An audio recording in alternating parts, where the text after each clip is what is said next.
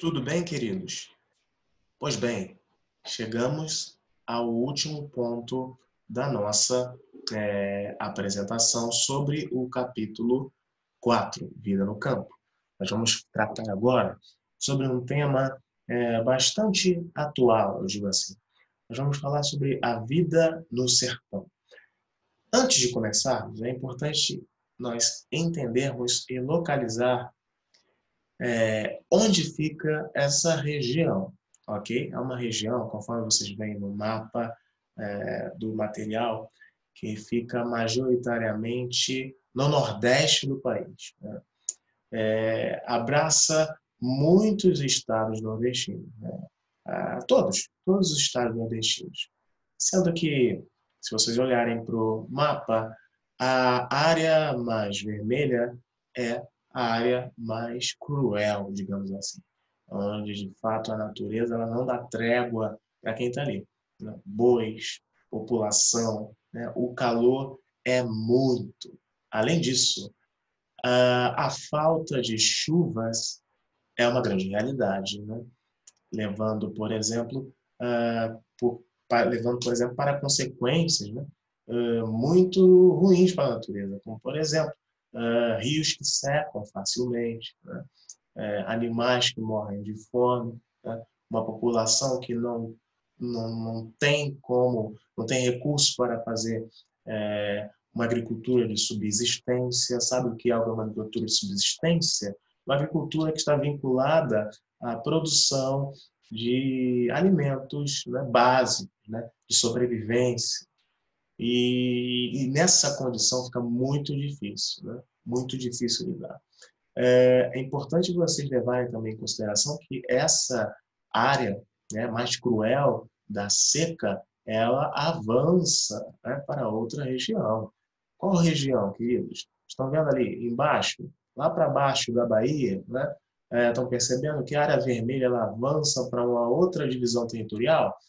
Essa divisão territorial ela abrange o estado de Minas Gerais. Tá?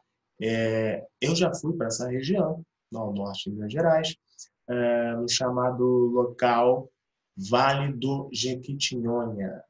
Vale do Jequitinhonha é uma área muito carente, né?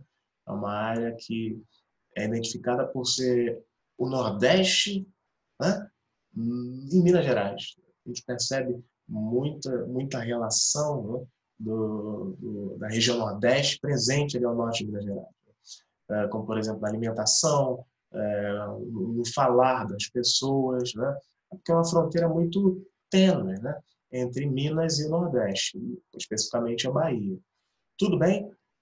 Do ponto de vista histórico, queridos, é importante vocês levarem em consideração que essa região foi, de fato, a primeira que recebeu, digamos assim, a presença europeia, os portugueses, colonizadores. Os portugueses chegaram por ali, né? Na região ali da Bahia de Todos os Santos, né? Então, mediante essa ação histórica, o crescimento demográfico brasileiro começa, né, a ser evidenciado e representado a partir dessa região. Mas, professor, muitos índios morreram. Por que você está falando em crescimento, né? Eu estou falando de modo geral, né? Levando em consideração aqueles que morreram e aqueles que nasceram. Tudo bem? O resultado disso é o crescimento vegetativo dessa região. Então, eu posso dizer com tranquilidade que, primeiro, essa região foi a primeira, né, pisada, digamos assim, pelos europeus. E segundo, sempre apresentou um crescimento vegetativo altíssimo, tá certo? Embora tendo essa condição, né, é uma verdade de que essa região é uma das mais carentes, né, do país, tá certo? Isso é explicado pelas razões políticas? Sim, toda certeza, né? Desde a colonização se tirou muito dessa região, né? As plantações, a monocultura da cana-de-açúcar, por exemplo, devastou muitas localidades, principalmente no litoral, certo? A pecuária também contribuiu para a devastação de certa vegetação, tá certo? E, mais do que isso, né, a, a crescente urbanização, né, advinda aí no final do século XVIII, início do século XIX, por essa região, tá certo? E também um outro fator histórico importantíssimo.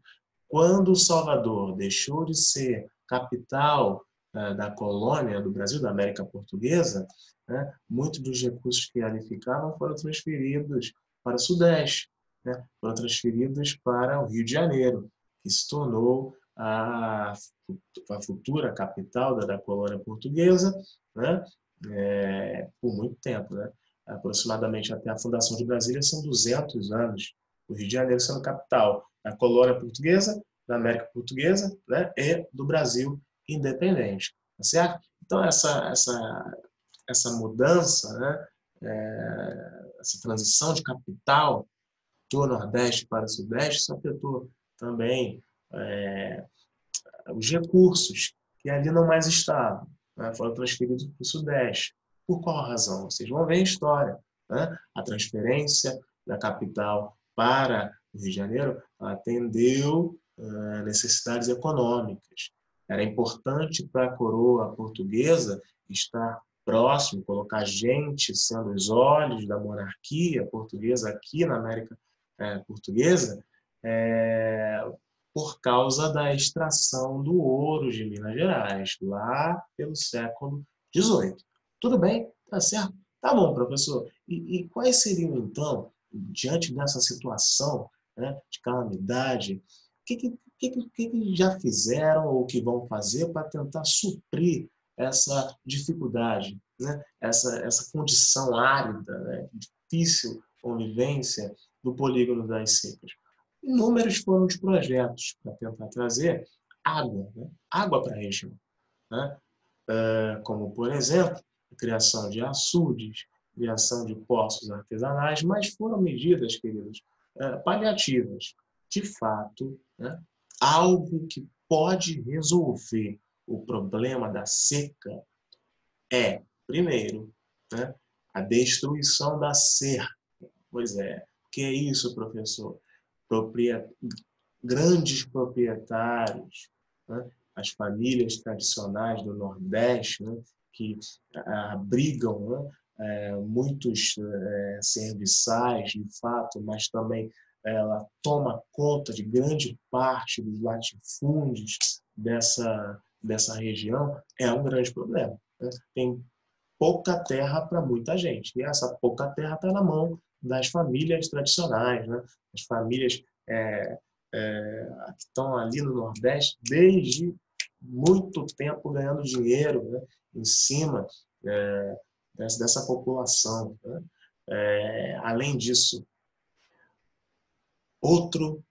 outra questão que pode resolver o problema da seca no polígono das secas é a ideia de transpor as águas do Rio São Francisco, rio que corta parte do Nordeste e o norte do país, para essa região. Transposição, como assim? Levar, né? Criar canais específicos, né? Canais destinados a levar a água para essas regiões, tá certo? Iniciou-se a obra de transposição desse rio por volta de 2014, né? Governo Dilma, mas, né, aconteceram uma série de problemas políticos que vocês devem saber, né, por escutar, por ver nos livros, né, o impeachment da presidente em 2017 ou 16, não me recordo agora, né, trouxe uma série de embrólios, problemas, né, para o desenvolvimento dessa obra, que de fato vai poder resolver todos esses problemas que, né, afligem essa população há anos, né, melhor dizendo, há séculos, né, esse grande problema da região, né, nordestina. Tudo bem? Tá certo? Então, recapitulando, né, 3 pontos fundamentais para se entender toda essa discussão.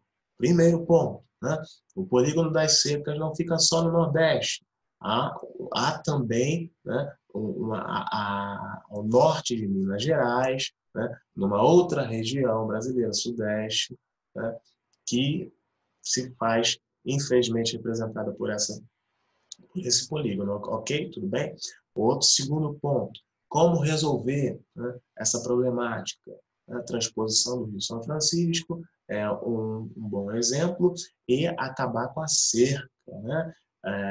Essa grande quantidade de latifundiários que abraçam a maioria das terras dessa região, né?